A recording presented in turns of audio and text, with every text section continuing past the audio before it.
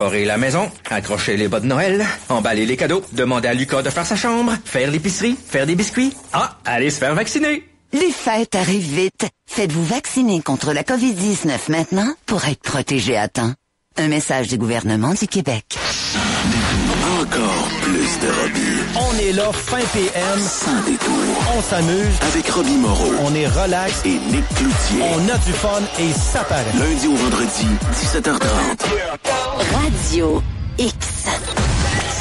Choix 98.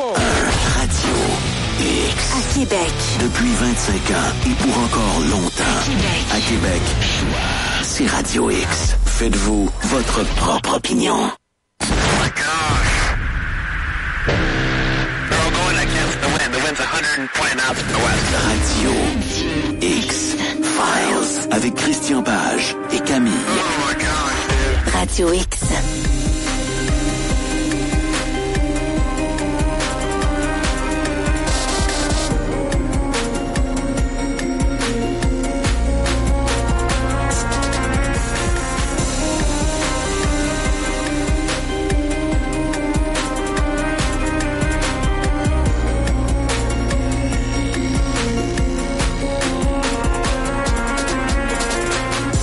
Ça laisse effectivement peu de temps pour aller se remplir son verre d'eau. Bonsoir, bienvenue sur les ondes de Choix Radio X. En ce lundi 5 décembre, je suis très bien accompagnée ce soir. On reprend une semaine complète cette fois-ci avec Monsieur Christian Page. Christian, on va faire un test ensemble, non pas de Comrex, mais tu m'as demandé, j'ai pas eu le temps de sortir des extraits audio, alors allons-y comme suit. Est-ce que je vais être en mesure de faire jouer ceci? Allons-y. Aujourd'hui, reste qu'une étrange apparition s'est manifestée au-dessus de l'hôtel Hilton Bonaventure au centre-ville pendant plusieurs heures en soirée. Plus d'une centaine de personnes en ont été témoins. Sophie Thibault nous en dit plus long. Ce genre de phénomène lumineux, des milliers de gens à travers le monde y ont été confrontés. Hier soir, pendant plus de 3 heures, plus d'une centaine de personnes à la piscine de l'hôtel Bonaventure Hilton ont eu la surprise de leur vie. Au-dessus de la piscine trônait une sorte de plafonnier lumineux à la hauteur des nuages. Tout le tour c'était vraiment symétrique, était à égale distance. Est-ce bien les voix de Pierre Bruno et Sophie Thibault qu'on entend? Absolument. Wow! Absolument. Donc, j'ai fouillé dans mes archives. C'était un bulletin de nouvelles qui évoquait l'histoire de cet ovni au-dessus de la place Bonaventure, qui nous ramène au 7 novembre 1990. Mais non, je ne parlerai pas de l'ovni de la place Bonaventure ce soir. Je l'ai déjà fait à maintes reprises. Mais la question, pourquoi j'ai introduit ce bulletin de nouvelles, c'est: est-ce que le gouvernement canadien s'intéresse aux ovnis? Lorsqu'il y a une observation d'ovnis, on en a parlé souvent au cours des dernières semaines, de tout cet intérêt autour du gouvernement américain, la question des ovnis. Il y a quelques semaines, il y a 2 semaines, je crois, je t'avais parlé que des représentants du ministère de la Défense du Canada avaient rencontré leurs homologues américains pour parler de la question des ovnis. L'idée était éventuellement de produire des formulaires qui soient adaptés de manière à ce que si des pilotes canadiens sont témoins d'apparitions de phénomènes aériens non identifiés, c'est le nouveau terme maintenant à la mode, oui. Donc comment on pouvait uniformiser ces rapports d'investigation, ou à tout le moins ces rapports d'observation. Et plusieurs personnes m'ont dit, oui, mais le gouvernement canadien, est-ce qu'il s'intéresse aux ovnis? Est-ce qu'on a une organisation au sein du gouvernement canadien qui s'intéresse ou qui s'est déjà intéressée à la question des ovnis? Et c'est sûr qu'on n'a jamais rien eu de semblable à ce que les Américains ont. Il faut savoir que les Américains, actuellement, ils ont 2 organismes qui s'intéressent assez activement à la question des ovnis. Un au sein de la US Navy, un autre au sein du département de la Défense. Et celui du département de la Défense a élargi son mandat au départ, c'était les phénomènes aériens non identifiés. Puis là, c'est tout phénomène non identifié. Là, c'est vraiment on va vers tous azimuts. Et pour les Américains, la question des ovnis a débuté dès 1947. On en a parlé, je crois que c'est la semaine dernière, quand on a évoqué le début de l'histoire des ovnis.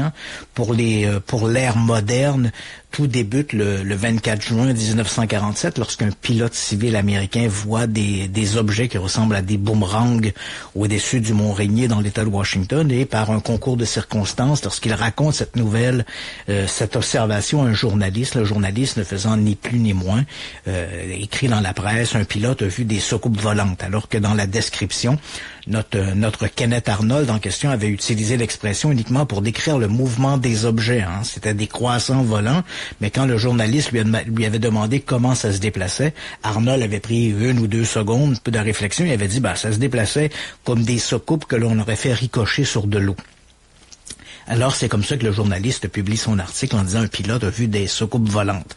Okay. Et là, tout le monde se met à voir des soucoupes volantes. En réalité, si le journaliste avait bien fait son travail, il aurait dû dire un pilote a vu des croissants volants.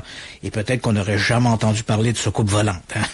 Mais bon, l'histoire étant ce qu'elle est, et dès le début, il faut savoir qu'aux États-Unis, puis je ne vais pas revenir là-dessus parce que je l'ai déjà souvent évoqué, mais aux États-Unis, on s'est immédiatement intéressé à cette question-là parce que les premiers récits, notamment celui de Kenneth Arnold, parlaient d'un objet en forme de croissant.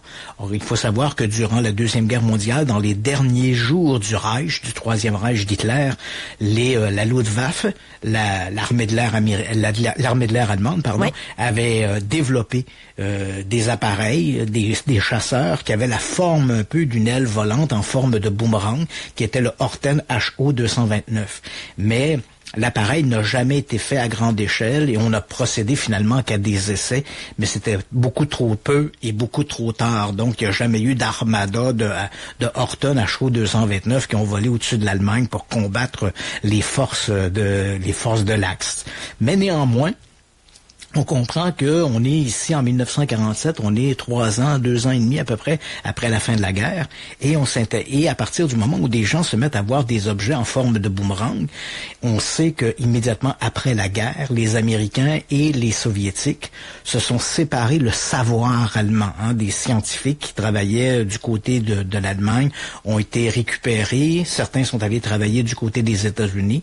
Le plus célèbre d'entre eux, c'est Wernher von Braun, hein, qui a développé les fusées qui ont permis d'envoyer des hommes sur la Lune. Okay. Donc, c'est un de ces savants de la Luftwaffe, de l'armée de l'air allemande. Donc, von Braun est allé du côté des Américains et il a travaillé de longues années pour la NASA, développant les fusées qui ont permis les alunissages. Et de leur côté, les Soviétiques ont fait aussi un peu la même chose. Ils ont récupéré du savoir allemand et ont développé plusieurs projets, dont notamment des programmes, des programmes qui sont associés au programme spatial soviétique. Donc, quand les Américains entendent parler de ces premières observations au-dessus des États-Unis d'objets en forme de boomerang, on n'est pas long en fouillant dans des livres d'histoire, une histoire récente quand même, de constater que c'est vrai que les ingénieurs de la Luftwaffe avaient développé ces fameux objets, ces fameux avions en forme de croissant. Et là, on se pose la question, est-ce que les Soviétiques aurait pas récupéré des plans ou des carcasses de ces appareils? C'est parce que il faut savoir, quand la guerre s'est terminée, les ingénieurs qui travaillaient sur le développement des Horten ont mis le feu aux appareils. Donc, on n'a récupéré que quelques carcasses, dont l'une est exposée aujourd'hui au Smithsonian Muséum de l'air et de l'espace à Washington, D.C. Par sabotage? Non, par sabotage. On a voulu détruire ces appareils-là pour pas que les forces alliées s'en emparent. Mais là, on se dit en 47, lorsqu'on voit apparaître ces croissants volants au-dessus des États-Unis, on se rend au lieu, on se dit, est-ce que les Soviétiques, en récupérant ce savoir allemand, auraient pas finalement poursuivi le programme des Horten, puis ils auraient développé ces fameux avions en forme de croissant. Et c'est pourquoi, dès le départ, donc on est en décembre 1947, le gouvernement américain va mettre de l'avant une première commission d'enquête sur les ovnis qu'il va appeler le projet Sign, parce que la chose est très sérieuse. À ce moment-là, les extraterrestres n'existent pas, hein.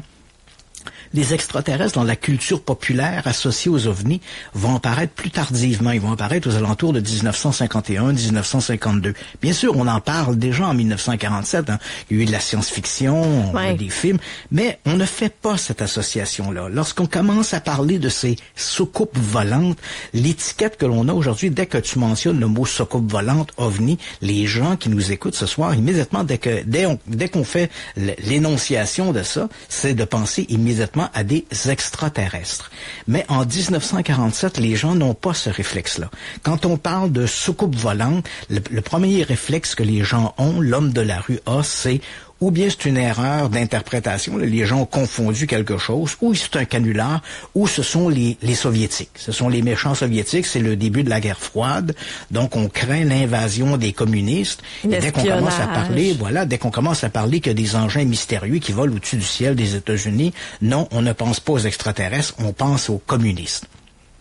Et c'est un peu la raison pourquoi les Américains vont rapidement prendre le taureau par les cornes, mettre de l'avant cette première commission d'enquête, le projet Sign, qui va s'intéresser à ces fameux croissants, mais en fait ces engins volants que la presse rapporte comme étant des soucoupes volantes, mais dont plusieurs témoignages font état de croissants. Donc on veut savoir si les Soviétiques ont développé des appareils en forme d'ailes volantes à partir des premiers modèles conçus, pensés par les armées du Troisième Reich. Et très rapidement, on va se rendre compte que c'est pas ça. Que non, les Soviétiques ont pas des avions en forme d'ailes volantes ou de boomerang, donc les ovnis doivent être autre chose.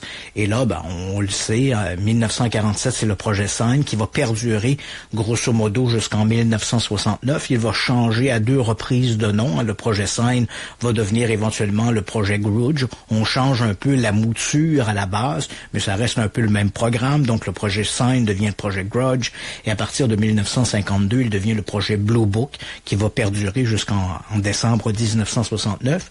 Les conclusions publiées début 1970 en disant, après 22 ans d'investigation sur ce phénomène, on n'a rien trouvé de mystérieux, rien qui nous permet de croire à des visites extraterrestres.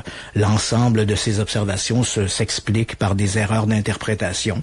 Et il existe effectivement un certain nombre de cas pour lesquels on n'a pas trouvé d'explication, mais le fait de ne pas avoir d'explication ne nous force pas à accepter l'idée de visite extraterrestre, d'autant plus que rien dans ces cas de dits non identifiés ne témoigne d'une technologie extraordinaire qui permettrait de croire à ces visites extraterrestres. Donc ça, c'est ce qui s'est passé du côté des États-Unis. Mais de chez nous, à la sauce sirop d'érable. Mais la question qu'on se pose, c'est est-ce que nos parents, est-ce que nos grands-parents ont déjà payé pour étudier les soucoupes volantes? Et la réponse est oui. Bon, combien de temps? Quand est-ce? Ouais, quand est-ce? Combien de temps? Pas très longtemps. Bon, parce que c'est sûr qu'au Canada, on avait notre grand frère américain qui s'intéressait à la question des ovnis. Donc déjà là, on avait cet élément-là. On s'en remettait un peu à ce que faisaient nos voisins américains, d'autant plus qu'ils avaient une logistique, ils avaient des spécialités autour de ça. Il faut savoir qu'au Canada, là, en 1940-1950, on n'avait pas l'armée la plus puissante du monde, hein. Au final, c'est un bon pari qu'on a fait aussi, on a économisé. T'as tout à fait raison. Donc, comment ça se passe ici au Canada? Donc, on est, pour nous, notre incursion dans l'univers des ovnis commence en 1950 avec un personnage. Et tu vas voir que c'est tout un personnage. Il s'appelle Wilbur B. Smith. Il travaille pour le ministère des Transports. C'est un type qui a fait sa formation en ingénierie, en ingénierie électronique à l'Université de la Colombie-Britannique. Il est spécialisé dans les communications. Donc, après être sorti de l'université, il a travaillé un temps pour une importante station de radio de Vancouver, qui est la station CJOR. Donc, il travaillait, s'assurait des systèmes de communication, des tours de communication, tout ça. Et puis, éventuellement, il était recruté par le ministère des Transports. Et là, tu te poses la question, comme un spécialiste des communications et le ministère des Transports, effectivement, à cette époque, on développait des systèmes de communication autant aériens que navals. Puis je dirais même dans l'époque moderne, Christian, parenthèse, on m'a dit que les communications, ça ouvrait beaucoup de portes. Bien pensé. Donc, ce Wilbur Smith se retrouve donc au ministère des Transports. Il est chargé notamment parce que on a le domaine de l'aviation qui est en pleine expansion. On a également du transport maritime. On parle bien sûr du transport des marchandises, ce qu'on appelle la marine marchande. Hein. Donc, on transporte des marchandises. Et bien sûr, les systèmes de communication doivent être de plus en plus sophistiqués, de plus en plus efficaces. Et Wilbur Smith, c'est un peu son travail, donc de s'assurer au sein du ministère des Transports que les véhicules qui ont besoin, que ce soit des appareils aériens, des appareils terrestres ou des appareils nautiques, que ces systèmes de communication soient particulièrement efficaces. Donc, notre Wilbur Smith arrive dans le ministère des Transports avec cette idée-là de révolutionner un peu les communications communications.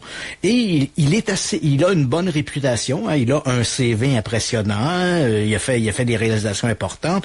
Donc, on lui fait confiance. Et puis, en 1950, il y a aux États-Unis un grand congrès qui se tient sur les communications, le développement des communications.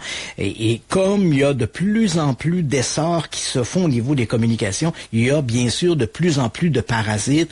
Et on veut s'assurer comment est-ce qu'on peut développer des systèmes qui pourraient en même temps filtrer pour empêcher qu'il y ait des interférences dans les communications. Hein. Peut-être toi, t'es trop jeune, mais on se rappelle tous. Moi, je me rappelle, quand on était jeune, on avait un walkie-talkie, on avait de la difficulté à se parler d'un coin de rue, là, parce que... Ben même, il n'y a pas eu à l'époque aussi des lignes téléphoniques partagées? Plusieurs personnes parlaient sur la même ligne, tu sais, puis là, ou si tu parlais avec ton CB, là, il y en avait un autre qui parlait sur la même ligne, sur la même fréquence. Donc, on avait une problématique, et qui plus est, lorsque tu es dans un avion, hein, puis que le pilote s'adresse à la tour de contrôle, et là, soudainement, il y a des parasites, il y a des gens qui interviennent, ça peut éventuellement poser des risques pour la sécurité des passagers. Donc, c'est un peu le travail de Smith. 1950, donc, il y a ce congrès-là qui se tient aux États-Unis. On veut développer des systèmes de filtres, notamment pour diminuer ces communications parasitaires non désirées. Et Smith est envoyé par le gouvernement canadien pour aller assister à ce congrès, comme c'est lui qui est un peu en charge de ces systèmes-là. Mais Wilbur Smith s'intéresse aussi à la question des soucoupes volantes. Parce que c'est un sujet qui est nouveau, hein, on en parle dans la presse depuis 2 ou 3 ans. Encore une fois, les extraterrestres font pas vraiment partie du programme. Hein. Les ovnis, ce sont des phénomènes aériens mystérieux. C'est vrai qu'en coulisses, de plus en plus, on commence à parler qu'il pourrait peut-être s'agir des extraterrestres, puisqu'on a éliminé, a priori, la possibilité qu'il puisse s'agir de soviétiques. Mais l'idée reste toujours là, un peu présente. Donc, Wilbur Smith débarque à Washington, D.C., là où se tient le fameux congrès. Il passe en librairie et va se procurer à ce moment-là 2 livres sur les soucoupes volantes. Un premier qui s'intitule The Flying Saucers Are Real, qui a été écrit par un certain Donald Keough. Donald Keough, c'est un ancien membre de la US Navy aux États-Unis qui, à sa retraite, on est à la fin des années 40, début des années 50, donc à sa retraite, il va se passionner pour la question des ovnis et il va écrire plusieurs ouvrages sur le sujet au cours des 20 années qui vont suivre. Donc ce livre, The Flying Saucers Are Real, c'est son premier livre, je crois, qui vient tout juste de sortir en 1950. Okay. Donc Smith achète ce livre et il en achète un autre également publié la même année qui s'intitule Behind the Flying Saucers, qui est écrit par un certain Frank Scully. Donc, d'ailleurs, pour petite parenthèse, l'auteur de ce livre s'appelle Frank Scully et ce Scully, c'est le nom qui a inspiré le nom de Dana Scully dans la série des X-Files. On cherchait d'où venait le nom Scully, là. Chris Carter, quand il a fait la série, il a pris ce nom-là, il dit il y a un type qui a écrit un livre qui s'appelle Frank Scully. J'aime ça le Scully, fait que mon enquêtrice va s'appeler Dana Scully. OK, mon Dieu, c'est original. Ouais, donc on se retrouve donc pour ce congrès. On est à Washington D.C. On peut imaginer la scène. On a ce Wilbur Smith dans sa chambre d'hôtel avec ses 2 livres sur les soucoupes volantes. Donc il se plonge là-dedans, il lit ces trucs-là. Et ce qui est assez commun de cette époque, c'est qu'on croyait que les ovnis, peu importe leur origine, quoique en 1950, là, on commençait de plus en plus à évoquer là, par la bande les extraterrestres, mais on disait que ces engins-là devaient se déplacer en utilisant des ondes électromagnétiques, une puissance électromagnétique, parce que des témoins disaient que au moment où les ovnis ou la soucoupe volante était apparue, c'est l'expression qu'on utilisait, la radio de leur véhicule était tombée en panne ou s'était mis à grésiller. Certaines voitures étaient tombées en panne. Donc, on avait comme des effets électromagnétiques dans l'environnement et on s'était mis à se dire, peut-être que les soucoupes volantes utilisent de l'énergie électromagnétique. Donc, Wilbur Smith, c'est un univers qu'il connaît bien en l'électromagnétisme, c'est son terrain de jeu. Hein. Donc, lui, quand il lit ça, bien sûr, ça le questionne, cette idée-là. Est-ce que les ovnis et l'énergie électromagnétique pourraient être liés entre elles? Et là, donc, durant ce congrès, il rencontre plein de gens.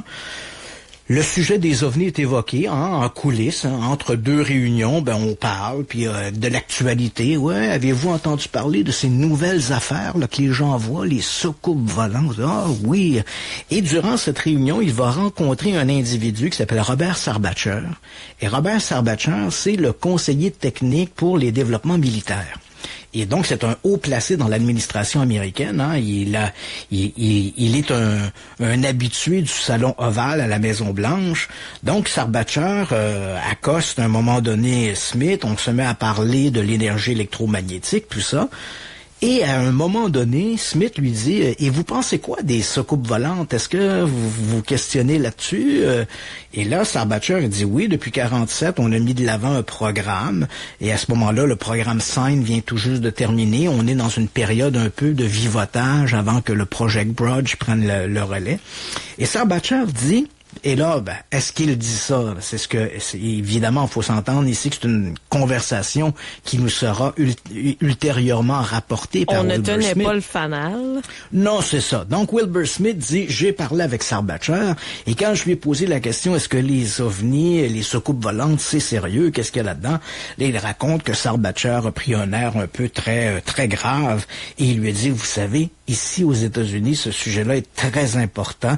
Il est classé plus haut même dans les programmes secrets. C'est classé plus haut que la bombe atomique. Mon Dieu! Ah ouais? Bon, OK. Wow. Wilbur Smith revient au Canada, et là, évidemment, il a la tête qui bourdonne de toutes ces histoires d'ovnis. Il en parle à ses supérieurs, hein.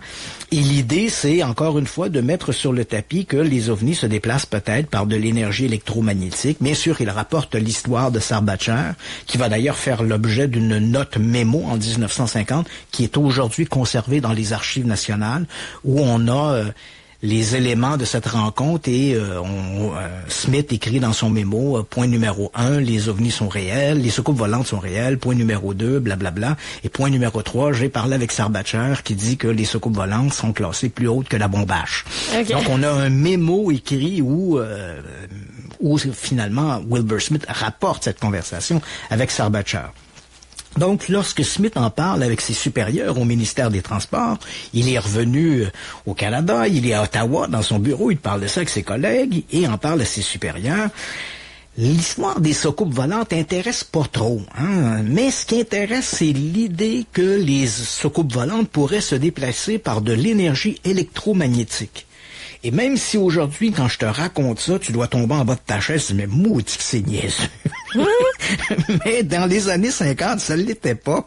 Donc, on lance ça, et là, Smith doit être un extraordinaire beau parleur parce qu'il réussit à convaincre ses supérieurs que si on étudiait les soucoupes volantes, on pourrait peut-être découvrir leur mode de propulsion et à partir de cette connaissance-là, on pourrait peut-être nous-mêmes développer des systèmes de transport qui se déplaceraient en utilisant des énergies électromagnétiques. Et c'est plutôt cette notion-là dans le sujet qui a intéressé ses supérieurs. Et on lui dit, OK, on te donne le feu vert. Et on lui donne des sous pour mettre de l'avant un projet d'enquête sur les soucoupes volantes. Mais tu vois un peu la dérive du projet parce que le projet s'appelle le projet Magnet, le projet aimant. Donc, projet magnétique, le projet aimant. Et on donne à Wilbur Smith 2 adjoints, dont l'un est membre du Bureau de recherche pour la défense et l'autre du Bureau de la recherche du Canada. Donc, ce sont 2 porte-paroles ou 2 techniciens attachés chacun dans les 2 grands réseaux de recherche au Canada, c'est-à-dire la recherche scientifique et la recherche militaire. Donc, ils deviennent les collaborateurs de Wilbur Smith. Donc, lui, il peut donc partir. Il a des sous. Il a le feu vert de son administration, il a 2 adjoints et il peut se lancer dans cette idée d'enquêter sur la question des soucoupes volantes. Et le projet Magnet est classé secret. Inutile de dire que dès que ça commence à circuler cette histoire de projet Magnet, il y a quand même une résistance dans l'administration canadienne. Parce qu'on se dit, que l'on puisse développer éventuellement des mécanismes de propulsion qui seraient basés sur l'énergie électromagnétique, on veut bien. Mais qu'arriverait-il si demain, les gens, monsieur et madame tout le monde, l'homme de la rue, apprenaient qu'on utilise des deniers publics pour enquêter sur des soucoupes volantes? Ouais. On a un petit peu peur de ça, d'où la raison pourquoi on va garder le projet Magnet comme étant un projet secret. Et à partir de là, Wilbur Smith va travailler avec des rapports. Les seuls rapports pour lesquels il a une autorisation, ce sont les rapports qui proviennent des forces de police. Donc, à travers le pays, c'est la police fédérale qui collige l'information, notre GRC aujourd'hui. Donc, qui collige les informations, qui renvoie ça à Ottawa. Et bien sûr, il y a le ministère de la Défense qui collige aussi les informations sur les ovnis. Donc, c'est à partir essentiellement de ces rapports-là que Wilbur Smith va faire son investigation.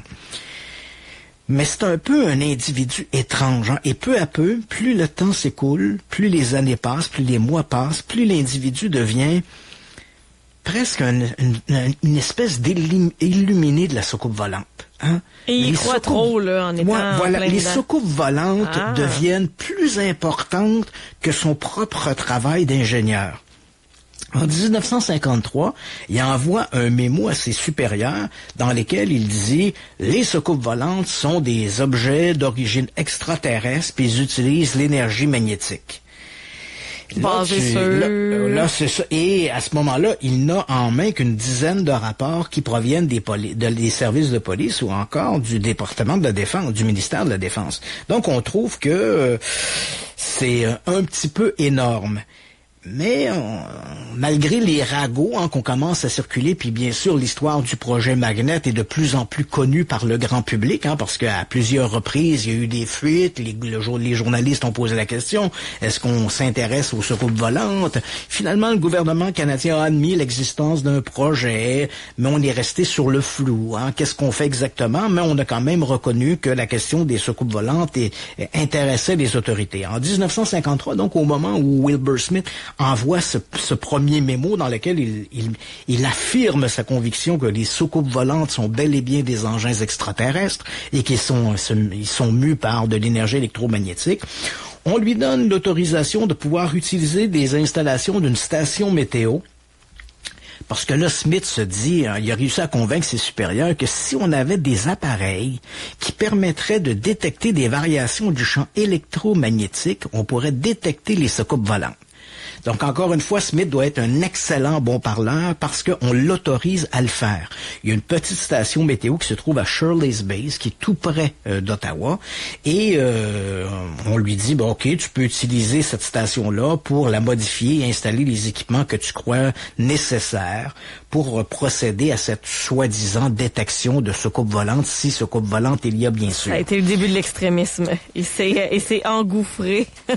Écoute, oui, tu as tout à fait raison. On s'est pas rendu compte à ce moment-là, mais c'était un peu le début de la fin pour Wilbur Smith, parce que le 8 août 1954, donc après avoir installé à Shirley's Base ces appareils de détection électromagnétique, par un pur hasard, le 8 août 1954, Smith, qui n'allait pas souvent là quand même, parce que c'est une station de détection météo, mais par un pur hasard, ce jour-là, cet après-midi-là, il est sur place, et vers 15 heures, les appareils qu'il a installés se mettent à clignoter et à dire qu'il y a des variations du champ électromagnétique.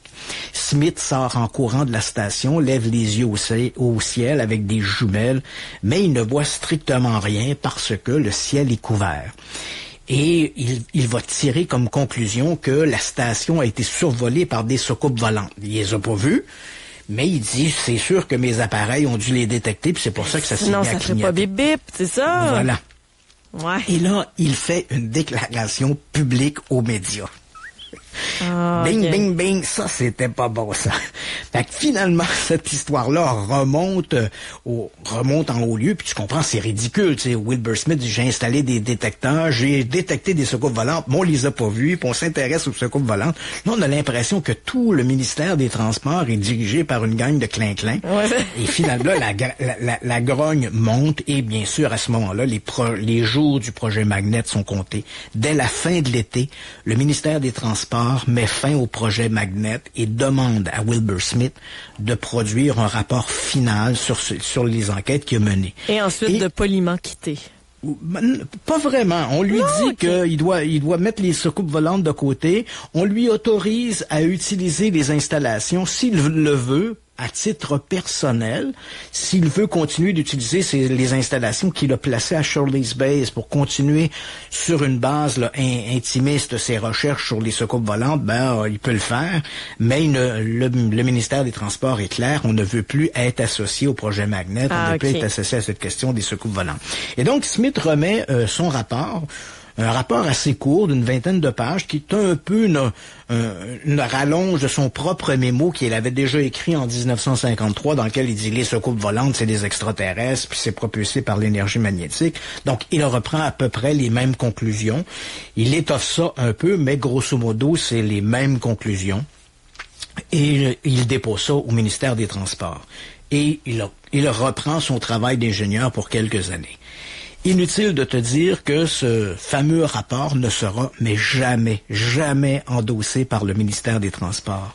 Et en 1968, 14 ans après la fin du projet Magnet, lorsque le projet Magnet va être, si tu me permets l'expression, déclassifié, parce qu'il était classé au départ secret, lorsqu'il sera déclassifié en 1968... c'est après combien de temps qu'on déclassifie des choses confidentielles?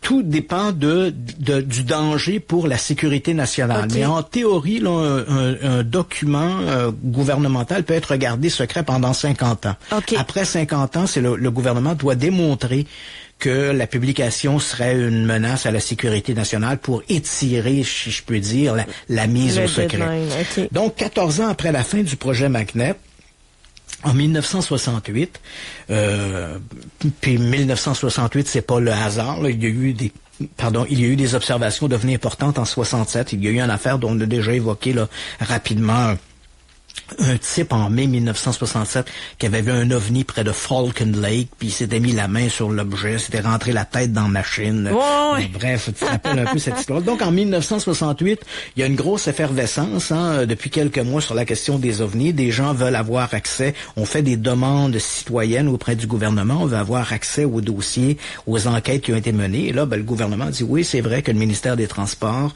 dans les années 50, avait ce projet-là, Magnet, sur l'étude des ovnis. Donc, en 1968, le rapport est déclassifié, entre guillemets, et les gens y ont accès.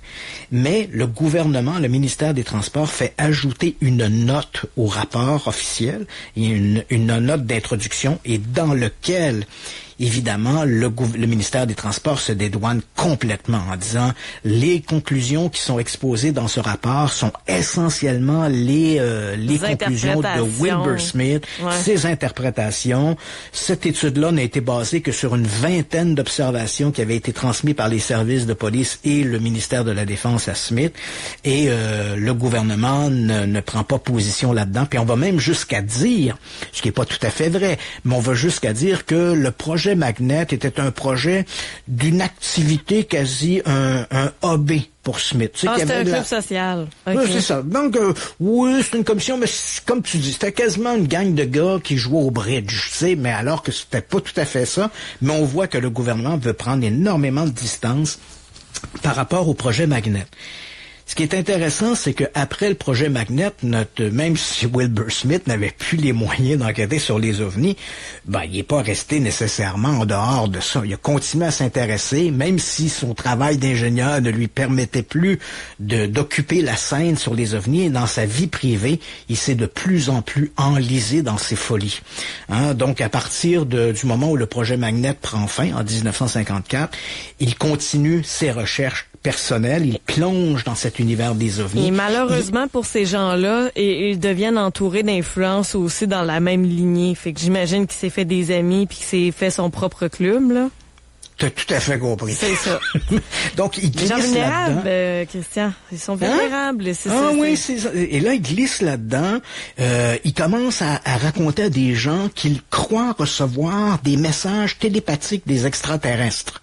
Et puis, il va se lier d'amitié avec une certaine Frances Swan, qui est une Américaine qui habite dans le Maine, qui fait de l'écriture automatique sur la dictée des extraterrestres. Donc, elle dit qu'elle est en contact télépathique avec deux extraterrestres. L'un s'appelle Afa et l'autre s'appelle Alomar. Ce sont des extraterrestres dont l'un vient de la planète Uranus et l'autre de la planète Mercure. Et lorsqu'elle fait son écriture automatique et raconte les échanges qu'elle a avec ces deux extraterrestres, Smith, l'écoute, hein, qui boit littéralement ses paroles, ben il est persuadé que l'un de ces deux extraterrestres, Afa, est très probablement le même extraterrestre qui lui parle dans sa tête. Ah. En 1956, Smith fonde son propre club sur les ovnis qui s'appelle l'Ottawa Flying Saucer Club et il lance un fanzine, un petit magazine qui s'appelle Topside. Et ce magazine-là devient très rapidement une tribune dans laquelle Smith peut raconter les messages qu'il reçoit des extraterrestres, hein, les extraterrestres qui appartiendraient à l'Association universelle des planètes. Donc, c'est ça. Ah ouais, on était inscrits là-dedans, nous autres. Ah oui, donc ces gens-là parlent à Smith, et là Smith raconte cette histoire-là, et quand il parle des extraterrestres qui communiquent avec lui, il utilise une expression qui s'intitule « The Boys from Topside ». C'est comme ça qu'il les définit, les garçons de l'eau du côté plus haut. Et c'est amusant parce qu'éventuellement, après sa mort, hein, il va décéder en 1962, mais après sa mort, on va publier certains de ses écrits ou de ses soi-disant échanges télépathiques dans un espèce de recueil post-mortem là, qui va s'appeler The Boys from Topside, donc le nom que Smith donnait à ces extraterrestres qui communiquaient avec lui.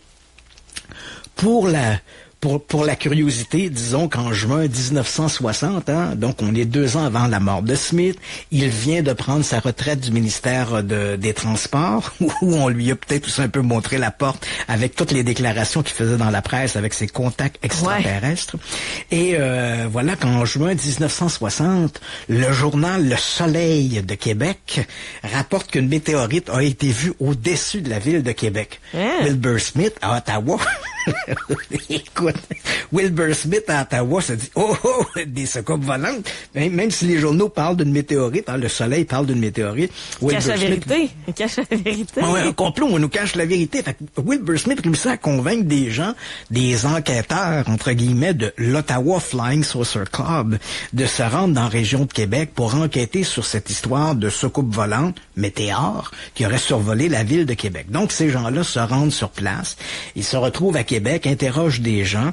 Ils ne retrouvent aucun témoin. Hein. Ils trouvent des gens qui ont vu la météore, mais ça s'arrête à ça. Tu sais, on a vu une lumière passer dans le ciel. Donc, l'idée qu'il y aurait quelque chose derrière ça, une soucoupe volante, ils ne trouvent pas de témoin de ça. Mais à force de mener leurs recherches, quelqu'un leur raconte qu'il y a une espèce de morceau de fer qui se trouve dans Rivière-Chaudière qui pourrait peut-être être le météorite en question qu'ils cherchent. Alors, ils vont se rendre sur place.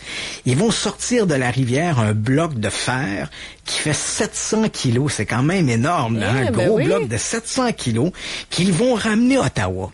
Et là, Smith va laisser sous-entendre qu'il y a eu une enquête qui a été menée sur les composantes de ce bloc d'acier, hein, une enquête qui a été menée par le Canadian Armament Research and Development Establishment, donc en français Bureau de recherche et de développement pour l'armée.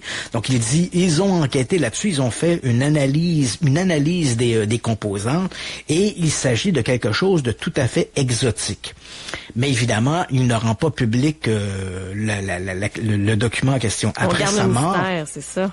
Il faut garder le mystère. Après sa mort, en décembre 1962, on va découvrir le fameux rapport d'enquête qui démontrait que le métal sorti de la rivière Chaudière n'était en fait que des résidus de fonderie qui provenaient de la Sorel Iron Foundries Limited, à Sorel, qui étaient les fournisseurs de métal de la Davy à Lévis. Ah, OK. Où on faisait des bateaux, là. Donc, rien de très exotique là-dedans. Et ça a été notre premier rapport d'enquête sur les ovnis, qui était le projet Seine. Il y a un élément par la bande d'intéressant dans cette histoire-là. Alors que Smith, hein, ayons pas peur des mots, là, il déconne complètement au ministère des Transports avec son idée de soucoupe volante. Il dérape même. Il dérape. Alors que tout ça se passe, tu comprends, avant que le projet Magnet soit terminé en 1954, il y a beaucoup de gens en haut lieu, hein, comme je te l'ai mentionné, il y a une espèce de grogne. On se dit, ouais, c'est quoi cette histoire-là de projet Magnet? Ce gars-là, Smith, il a de l'air d'un illuminé, il fait des déclarations à la presse, soucoupe volante et machin truc. On n'aime pas beaucoup ça.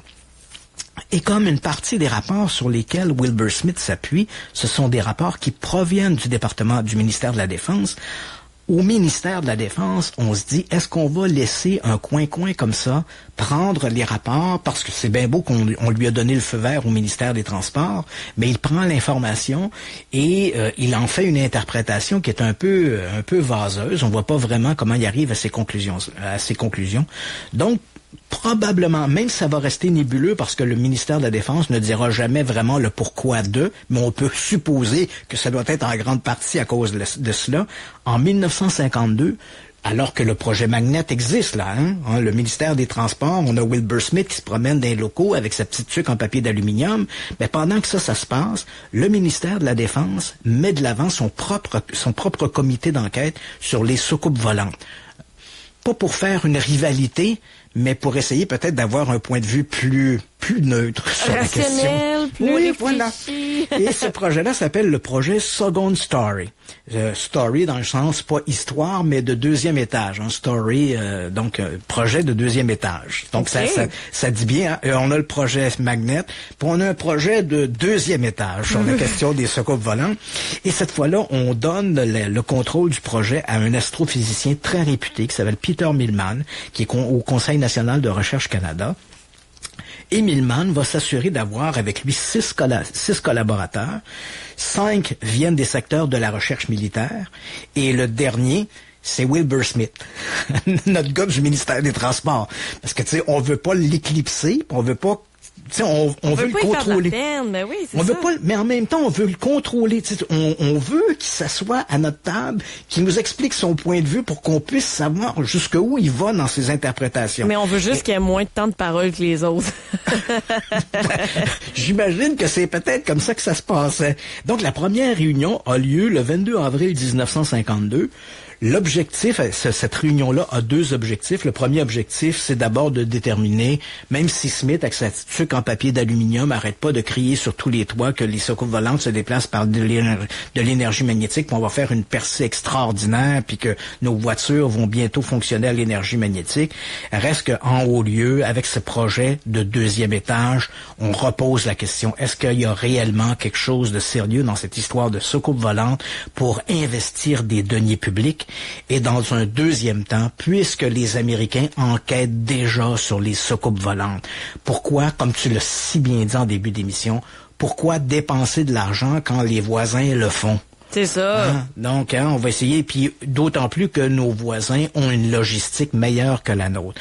Donc, lors de cette première réunion, les 2 questions posées, c'est est-ce qu'il y a quelque chose de sérieux dans les ovnis, et établir avec les Américains qui ont de l'avant le projet Blue Book et tout le reste, une espèce de collaboration pour que si au Canada il y a des informations ou des dossiers ovnis intéressants, que ces dossiers-là puissent être transférés aux États-Unis du côté du projet Blue Book pour permettre aux enquêteurs de Blue Book de faire la lumière sur ces observations. Parce qu'il faut pas discréditer à 100%. Là. Je peux comprendre l'espèce de course scientifique reliée à ça, puis il faut que le pays s'implique un peu, dans le sens où si on trouve de quoi, on va être fiers de ça, mais... Oui.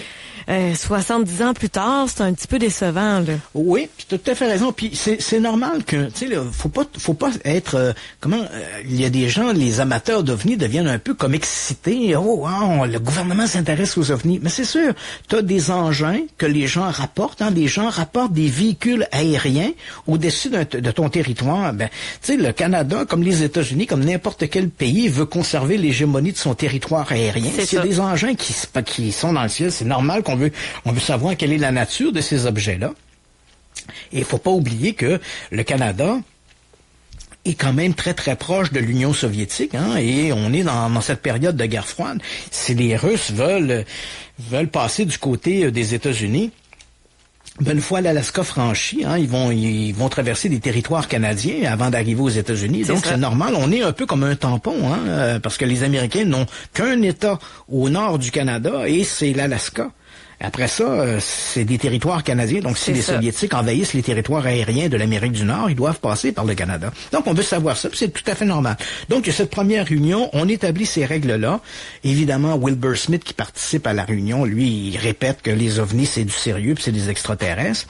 Entre avril 1952 et février 1954, il va y avoir 5 réunions de ce fameux projet Second Story. Et plus les réunions passent, Plus les gens autour de la table gossent avec le crayon, il y en a qui font des petits anneaux avec leurs cigarettes, ils fument, parce que plus le temps passe, plus on se rend compte qu'il n'y a rien là-dedans. Il y a que Smith au bout de la table qui est excité, là, mais tous les autres ont compris qu'il y a à peu près rien là-dedans. Et tellement rien qu'en juin 1954, puis c'est probablement ce qui va précipiter la fin du projet Magnet, parce qu'il faut se rappeler que ces deux programmes-là existent de concert. Donc, en juin 1954, le Dr. Oman Solond, qui est le directeur du Bureau de recherche pour la défense, informe les autorités ministérielles qu'il n'y a rien des ovnis, que c'est du temps perdu, puis c'est de l'argent gaspillé. Puis c'est curieux parce que ce rapport-là est fait en juin 1954 et 3 semaines plus tard, le ministère des Transports coupe les vivres à Wilbur Smith avec son projet Magnet.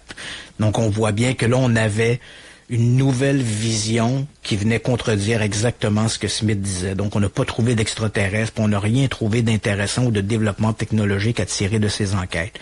Le projet Second Story va demeurer actif sur papier. Il n'y aura jamais d'autres réunions après juin 1954, mais le projet va demeurer sur papier existant jusqu'en 1956. Ensuite, on ferme les livres. Merci, bonsoir.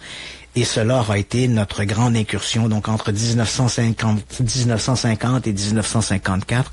Durant ces 4 années, on a eu droit à 2 programmes d'enquête sur les ovnis, lesquels se sont terminés avec un d'un côté, une espèce d'illuminé qui racontait n'importe quoi, et l'autre, un désaveu total pour l'intérêt scientifique par rapport à la question des ovnis. Rien que pour dire que, après ça, donc entre 1956 et 1967, le Canada était un peu un no man's land de la soucoupe volante. Quand il y avait des observations d'ovnis, on ne savait pas trop qui ou quoi en faire. Il faut se rappeler qu'en 1958, ça a été la création de la NORAD, le service de défense nord-américain, là, qui est le North American Aerospace Defense Command, là, donc qui a été créé. Bon, à l'époque, ça s'appelait pas Aerospace, c'était Air. Là. Maintenant, on est devenu Aerospatial. Oui, c'est mais en 58, on n'était pas trop dans l'aérospatial. Donc, c'était le système de défense nord-américain pour l'aérien. Et donc, la NORAD a été créée en 58. Donc, on se disait, rapport d'OVNI, on fait quoi avec ça? On n'a pas de place à envoyer ça. Fait qu'on envoyait ça un peu à la NORAD, à la n'importe comment. Et puis, entre 1968, après ça, donc, entre 1968 et 1995, c'est la GRC qui a colligé les observations d'OVNI, dont notamment le fameux OVNI de la place Bonaventure, dont on a entendu parler. Oui. Parce que le ciel était de juridiction fédérale. Donc, la GRC avait un mandat, mais en fait, pas un mandat, une recommandation, entendons-nous, parce que derrière les ovnis, il est possible qu'il y ait des météorites. Donc, disons les choses clairement, les ovnis en tant que tels, le gouvernement canadien n'en avait strictement rien, mais rien à cirer. Mais par contre, certaines observations d'ovnis s'étaient révélées à être des météorites que les gens avaient rapportées comme étant des soucoupes volantes, tout ça. Fait au Canada, il y avait un centre de recherche en astrophysique qui s'appelait le centre de recherche Esberg, qui existe encore aujourd'hui. Puis à cette époque, on s'est dit, si la GRC prend les rapports d'observation d'OVNI, peut-être qu'en fouillant là-dedans, on va trouver des observations de météorites. Puis si c'est intéressant, on pourrait peut-être envoyer quelqu'un, un géologue ou un astrophysicien, récupérer le morceau de la météorite. Ça pourrait être intéressant. Il pourrait y avoir un intérêt scientifique. Mais entre 1968 et 1995, c'est des centaines et des centaines de rapports qui ont été transmis au centre de recherche Esberg et ça valait pas le coup. Tu comprends? Dans toutes ces centaines de rapports-là, il y en avait peut-être 4 qui était intéressant en termes de météorites. Les autres, c'était des histoires de soucoupes volantes. Puis comme on s'intéressait pas aux soucoupes volantes, ces dossiers-là prenaient finalement la direction de la filière 13, qu'on appelait dossier non météoritique. Il n'y avait pas d'enquête qui était faite, c'était jeté là-dedans. Puis là, au fil du temps, ce dossier-là est devenu un véritable monstre, un Frankenstein, qu'on a balayé à un moment donné, on l'a envoyé aux Archives nationales. J'ai eu la chance, il y a quelques années, aux Archives nationales, on m'a ouvert la voûte, puis quand j'ai vu la quantité de dossiers qu'il y avait là, je me disais, mais mon Dieu, c'est épouvantable, c'était énorme, la quantité de papier que ça prenait. Donc, en 95, coupure du gouvernement Mulroney à l'époque, coupure fédérale, donc la GRC a délaissé, puis l'Institut Esberg, on dit à la GRC, ça ne nous intéresse plus.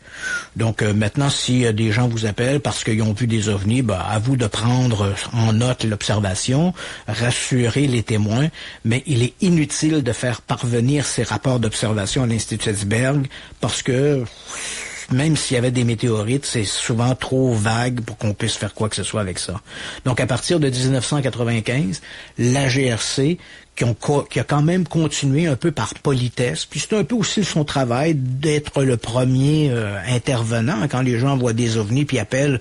La GRC, avec politesse, prend note de l'observation et elles sont transmises donc depuis 95 à un ufologue du Manitoba qui s'appelle Chris Rutkowski, un type très très sérieux là. On oublie l'idée du gars avec le papier, le chapeau en papier d'aluminium. Ouais. Chris Rutkowski est pas dans cette catégorie-là. Il s'intéresse beaucoup à la question des ovnis depuis une trentaine d'années, mais c'est un gars très très sérieux.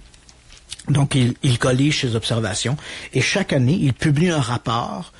Mais c'est un rapport essentiellement statistique. C'est bon, cette année, 400 personnes ont rapporté des ovnis. Sur les 400, il y en avait 200 qui étaient au Québec, et les autres étaient en Ontario. Ce qu'on a une fois de temps en temps dans les nouvelles, là, voilà. c'est le nombre de signalements d'ovnis ou de UFO est plus élevé que jamais. Oui, tu as tout à fait raison. Ce que tu évoques, c'est justement les rapports de Rutkowski. Donc, ils sortent chaque année aux alentours du mois d'avril, le mois de mai. Et là, on a dans la presse, comme l'an dernier, par exemple, ou au mois d'avril cette année, on apprend, il y a eu 1080 observations d'ovnis qui ont été rapportées au Canada. Sur les 1080, il y en avait 402 qui venaient du Québec. Bon, c'est ce genre de trucs-là qu'on lit. Ce sont essentiellement des rapports statistiques. Donc, il n'y a pas grand-chose à tirer là-dedans. Mais on voit que le gouvernement très, très rapidement s'est désintéressé de la question des ovnis. Là. Dès 1954, il y avait à peu près aucun intérêt. Donc, c'est un peu surprenant. Hein? J'essaie de comprendre les Américains qui se sont intéressés beaucoup, qui s'intéressent en ce moment à la question des ovnis lorsqu'ils ont fait comme je l'ai mentionné, là, c'était en février dernier, ils ont rencontré des gens du ministère de la Défense au Canada pour leur dire qu'ils voudraient avoir peut-être des formulaires qui seraient davantage universels entre les observations d'ovnis par des pilotes américains versus des pilotes canadiens.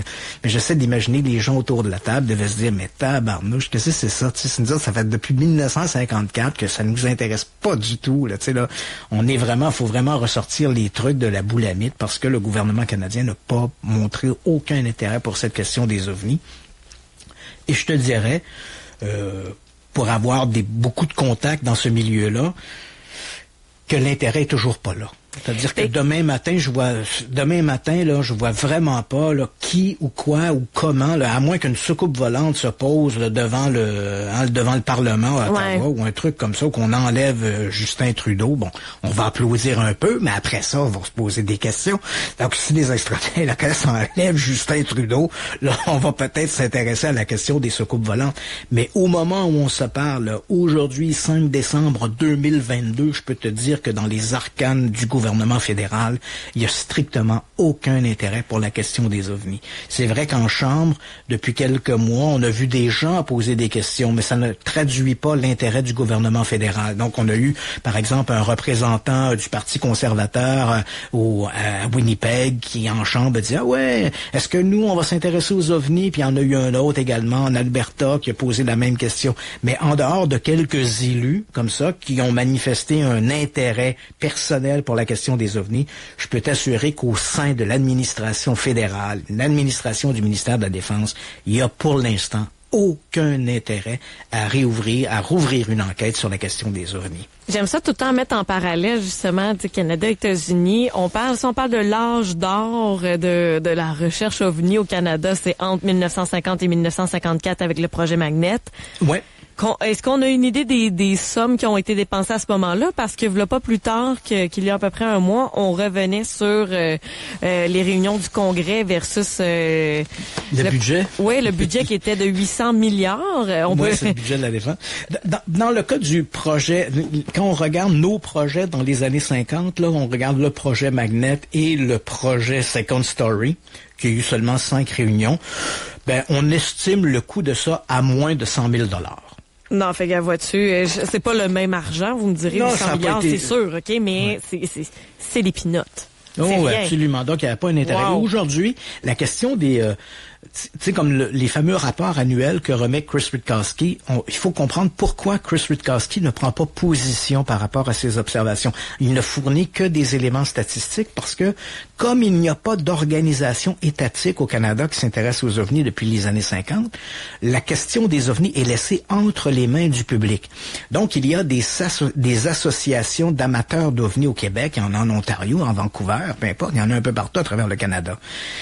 Évidemment, ces groupes-là sont très actifs sur le terrain. Au Québec, on est la province où il y a le plus de gens actifs, des amateurs d'ovnis, là, des ufologues. Ben, le Québec est la province qui en compte le plus.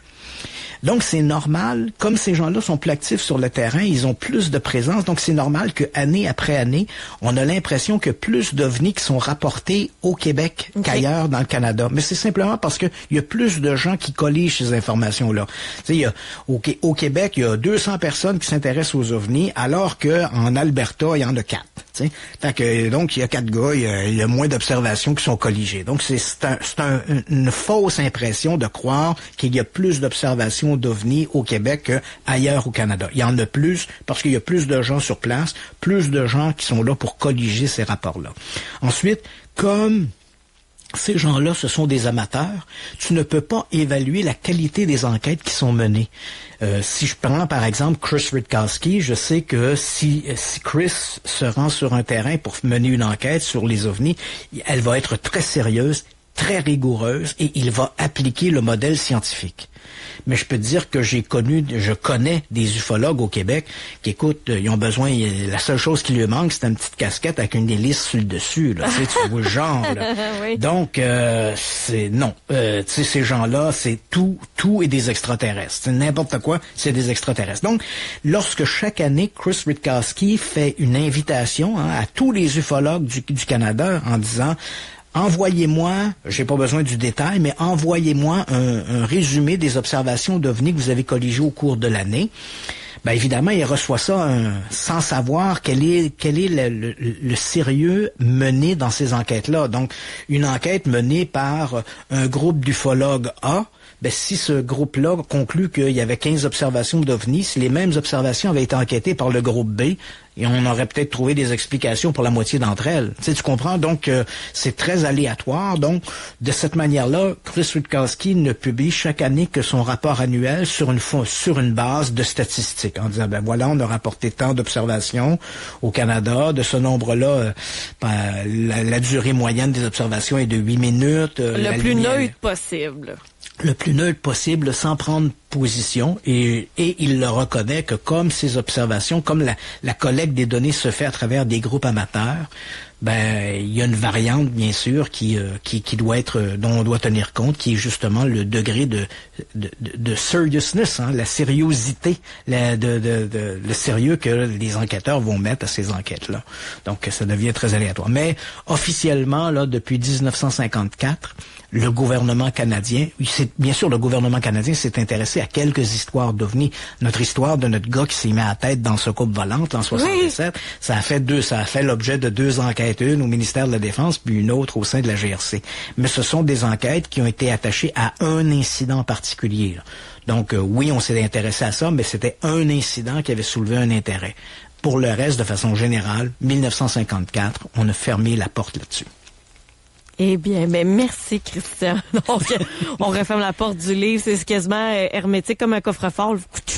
Ah oui, on veut pas revoir Wilbur Smith et le projet Magnet, là. Écoute, ça, c'était presque du vaudeville, hein. Quand tu regardes ça puis tu lis la façon dont ça s'est fait, tu te dis, mon Dieu, là, on était vraiment des coucous, là. C'est d'avoir laissé les rênes de ce projet-là à un type comme Wilbur Smith, là.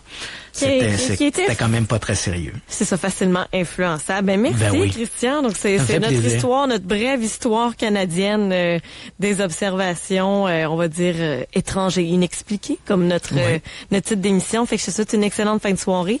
Demain, on est dans la psychologie.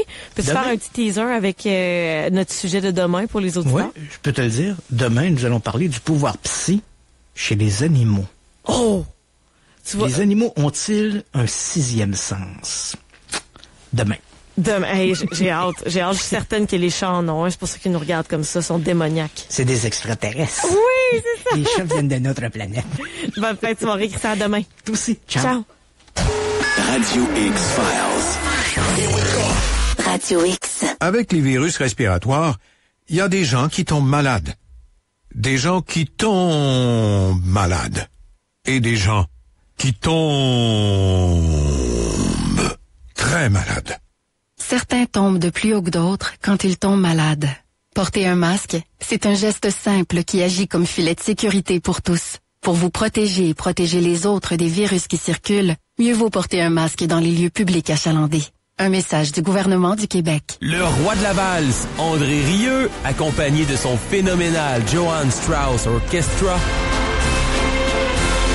feront un retour au Centre Vidéotron le 21 septembre prochain. L'artiste classique le plus célèbre au monde vous transportera dans son univers musical extravagant et spectaculaire. Venez vivre une soirée mémorable avec André Rieu.